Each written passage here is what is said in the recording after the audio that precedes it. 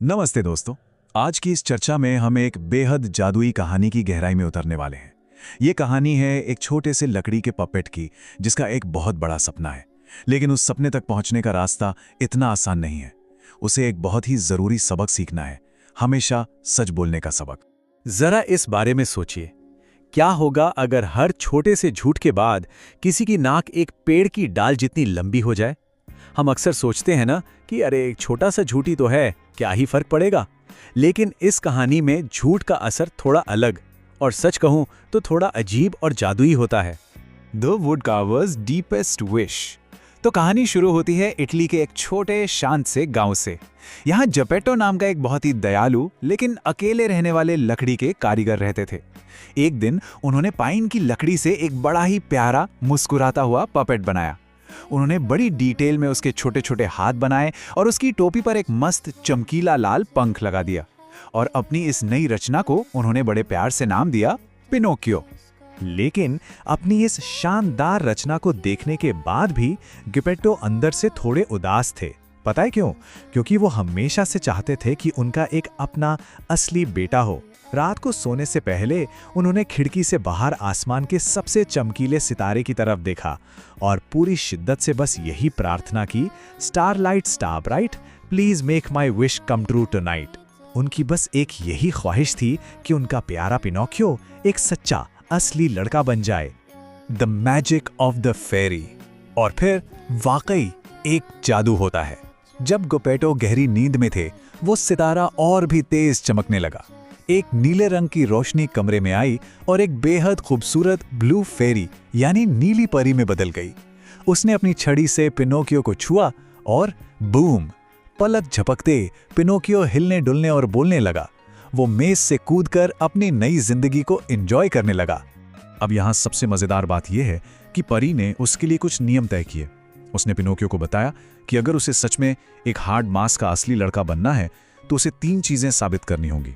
उसे बहादुर बनना होगा, निस्वार्थ बनना होगा और सबसे इंपॉर्टेंट, हमेशा सच बोलना होगा। और हाँ, इस रास्ते पर उसकी मदद करने के लिए परी ने उसे एक छोटा सा हरा झिंगुर यानी एक क्रिकेट दिया। ये क्रिकेट पिनोकियो की अंतरात्मा या कॉन्शियंस की आवाज था, जो उसे हर कदम पर सही और गलत का फर्क बताने वाला था। The trap of easy lies. खैर, सच्चाई और अच्छाई के रास्ते पर चलना इतना भी आसान नहीं होता, है ना? अगले दिन गिपेट्टो ने बड़ी खुशी से पिनोकियो को एक नई स्पेलिंग बुक दी और पढ़ने के लिए स्कूल भेज दिया। पर रास्ते में पिनोकियो बहुत जल्दी भटक गया। एक चालाक लोमड़ी और बिल्ली ने उसे बातों में उलझा लिया। उन्होंने उसे पट्टी पढ़ाई कि स्कूल तो बहुत बोरिंग होता है और उसे अपने साथ एक शानदार पपेट शो में चलने का लालच दे दिया। अब यहां पर आकर दोनों सिचुएशंस को जरा ध्यान से समझिए। एक तरफ गिपेट्टो का एक प्यारा सा सपना था कि उनका बेटा स्कूल जाए और पढ़े, और दूसरी तरफ उस शोर शराबे वाले पपेट शो का आकर्षण था। पिनोकियो ने अपने उस छोटे से हरे झिंगुर की एक नहीं सुनी और स्कूल छोड़कर शो में चला गया। शुरू में तो वहां बड़ा मजा आया, लेकिन अंत बड़ा भयानक निकला। उस शो के निर्दयी पपेट मास्टर ने उसे हमेशा के लिए एक अंधेरे पिंजरे में कैद कर दिया। और दोस्तों, यहीं से पता चलता है कि एक झूठ का जन्म कैसे होता है और वो कैसे बढ़ता है। जब ब्लू फेरी वहां आई और उसने पिनोकियो से पूछा कि वो वहां कैसे फंसा, तो डांट पड़ने के डर से पिनोकियो ने झूठ बोलना शुरू कर दिया। पहले तो उसने कहा कि 2 बड़े हरे राक्षसों ने उसे पकड़ लिया था। ऐसा बोलते ही अचानक उसकी लकड़ी की नाक 2 इंच लंबी हो गई। फिर उसने बात बढ़ाते हुए कहा कि उन राक्षसों के कानों से आग निकल रही थी। बस फिर क्या था, नाक बढ़ती गई, यहां तक कि उस पर हरी पत्तियां और एक चिड़िया का घोंसला तक बन गया। तो यहाँ सबसे जरूरी पॉइंट समझने वाला है जो फेरी ने उसे बड़ी शांति से सिखाया। उसने बताया कि सच बोलना डर के मारे झूठ बोलने से कहीं ज्यादा मुश्किल क्यों होता है, क्योंकि एक बार जब आप एक झूठ बोलते हैं ना, तो उसे छिपाने के लिए आपको और झूठ बोलने पड़ते हैं, और देखते ही देखते वो झूठ इतना बड़ा हो जाता है कि उसे छिपाना बिल्कुल नामुमकिन हो जाता है, बिल्कुल उसकी उस लंबी नाक की तरह। चलिए एक पल के लिए यहाँ रुकते हैं। जरा उन बच्चों के बारे में सोचिए जो ये कहानी समझ रहे हैं। अगर वो उस पिंजरे में पिनोकियो की जगह होते तो उनका रिएक्शन क्या होता? क्या डर की वजह से सच का सामना करने के बजाय एक झूठ बोल देना ज्यादा आसान लगता है? असल में उस पल में झूठ बोलना बहुत आसान लगता है, लेकिन बाद में वही झूठ एक बहुत बड़ी मुसीबत बन जाता है। Bravery in the giant well. खैर, परी ने उसकी नाक ठीक कर दी और उसे सीधा घर जाने को कहा। पर जैसे ही पिनोकियो घर पहुंचा, वहां गिपेट्टो थे ही नहीं। वहां बस एक छुट्टी मिली जिसमें लिखा था कि गेपेट्टो उसे ढूंढने के लिए एक छोटी सी नाव लेकर खतरनाक समुद्र में निकल गए हैं। अब पिनोकियो को समझ आ गया था कि किसी भी कीमत पर उसे अपने पिता को बचाना ही होगा। अब गौर कीजिएगा कि ये आगे की घटनाएं पिनोकियो के कैरेक्टर को कैसे बदलती हैं। उसने एक सेकंड के लिए भी नहीं सोचा और सीधे समुद्र में छलांग लगा दी। वो तैरता रहा जब तक कि मॉन्स्ट्रो नाम की एक बेहद भयानक और विशालकाय व्हेल ने उसे निगल नहीं लिया। लेकिन उस घने अंधेरे में भी वो घबराया नहीं। व्हेल के पेट में उसे आखिरकार अपने पिता मिल ही गए। अब यहां उसे एक बहादुर और निस्वार्थ फैसला लेना था। उसने टूटी हुई लकड़ियों को जमा करके आग लगा दी ताकि धुआं हो और इस जाइंट व्हेल को जोर की छींक आ जाए। बनेगा रियल बॉय।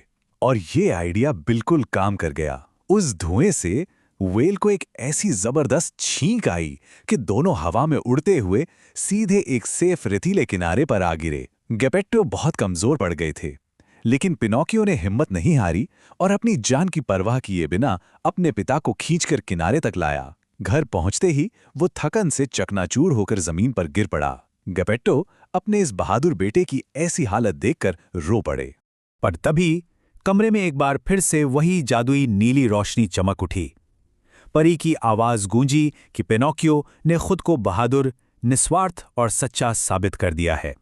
और अब उसमें आए इन बदलावों पर गौर कीजिए। वो अब लकड़ी का नहीं रहा। उसकी आवाज अब असली लड़कों जैसी थी। उसकी स्किन बिल्कुल सॉफ्ट और असली बन चुकी थी और उसकी नाक बिल्कुल नॉर्मल हो गई थी। नीली परी ने उसकी सच्चाई और बहादुरी का इनाम देते हुए आखिरकार उसे एक असली हार्ड मास का इंसान बना दिया था। ये सब देखकर गेपेट्टो खुशी से झूम उठे। पूरा घर नाच गाने और खुशियों से भर गया। पिनोकियो अब रोज स्कूल जाने लगा और सबसे बड़ी बात, उसने फिर कभी जिंदगी में कोई झूठ नहीं बोला, क्योंकि अब वो अच्छी तरह समझ चुका था कि सच दुनिया का सबसे ताकतवर जादू है। और दोस्तों, सच कहूं तो यही इस पूरी कहानी का सबसे बड़ा और इम्पॉर्टेंट लेसन है। तो दोस्तों, इस विश्लेषण को हम एक बहुत ही मजेदार सोच के साथ खत्म करते हैं। जरा कल्पना कीजिए, अगर हर किसी के कंधे पर भी एक छोटा सा हरा झिंगुर बैठा हो, एक ऐसी अंतरात्मा जो हमेशा सच बोलने का रास्ता दिखाए, तो आप उसे क्या नाम देंगे? ये वाकई सोचने वाली बात है कि हमें भी अपनी उस अंदर की आवाज को सुनना चाहिए और हमेशा बहादुरी और सच्चाई से भरे फैसले लेने चाहिए। आज की इस चर्चा में बस इतना ही। अपना ख्याल रखिए और हमेशा सच का साथ दीजिए।